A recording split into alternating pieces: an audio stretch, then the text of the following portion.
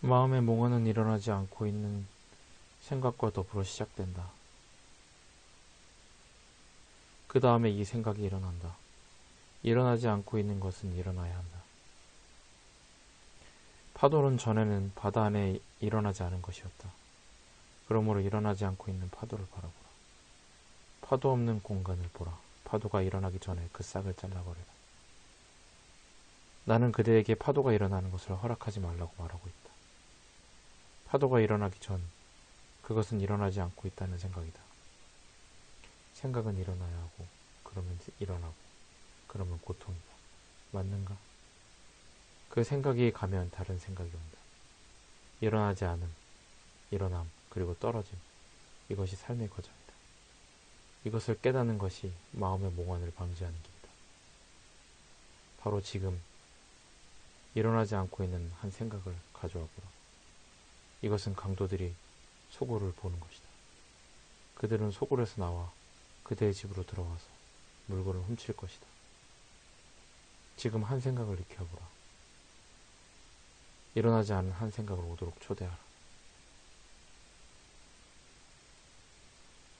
이제 한 생각을 초대하라. 한 생각을 오게 하라. 이것이 마음이라는 열차를 막는 것이다. 이것이 자지 않고 지키는 것이다. 이것이 주의 깊은 관찰이다. 이것이 그대의 습관이 되어야 한다. 이것이 자연스러운 습관이다. 이것이 또한 자연스러운 행복이다. 그렇게 하는 데는 비용이 들지 않는다. 한 생각이 일어나도록 허용하면 그대는 곤란한 처지에 놓인다. 그러면 끝없는 윤회의 고통들이 있다. 주의 깊게 관찰하지 않으면 생각이 일어날 것이다. 이 일어남이 삼사라다. 이해하겠는가? 그대가 그것을 찾고 있다면 깨달음이다. 간단하다. 생각을 찾고 있다면 어디에 삼사라가 있겠는가? 그대가 이 점을 안다면 어디에 삼사라가 있는가? 그대가 이것을 모른다면 끝없는 삼사라가 있게 된다. 생각을 버리기 원할 때 그대는 자유를 원하고 있다.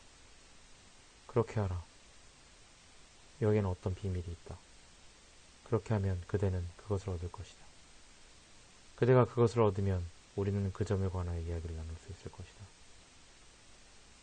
하지만 그대가 그것을 발견하기 전에 내가 이야기한다 해도 그대는 동의하지 않을 것이다. 먼저 그렇게 하라. 그리고 나에게 그 비밀을 말하라. 일어나지 않고 있는 생각 속으로 깊이 들어가서 무엇이 일어나는지를 보라. 저는 지금 도둑들의 소굴에 있습니다. 그것은 모두 비치고 활동입니다. 그래, 좋다. 더 나아가라. 더 안으로 들어가라. 그것은 참으로 아름다운 춤이다. 그것은 로맨스다. 나는 희열에 대하여 말하고 있다. 존재, 지식, 희열, 의식, 이 모든 것들이 한데 어우러져 춤추고 있다.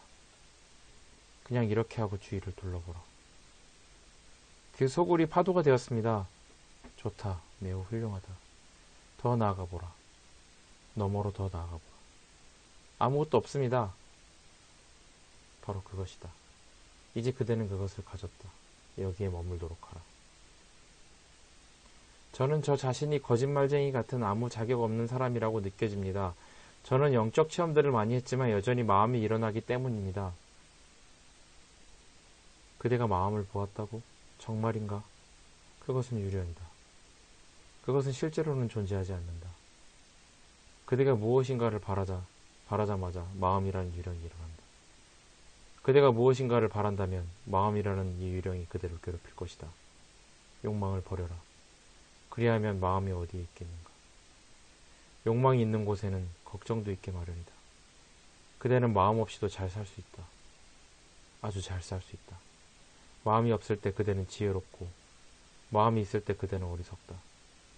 아무것도 바라지 말라. 그러면 그대는 이 왕국의 황제가 된다. 그대는 평화, 아름다움, 그리고 사랑이다. 잠시 동안 마음을 버리고 보라. 그대는 밤길을 걸어가고 있다. 뱀을 보고 그대는 두려워한다. 막대기를 집어들고서 뱀을 친다. 그런데도 그것은 움직이지 않는다. 그대는 그것이 밧줄이라는 사실을 알게 된다. 공포가 사라진다. 막대기를 던져버린다.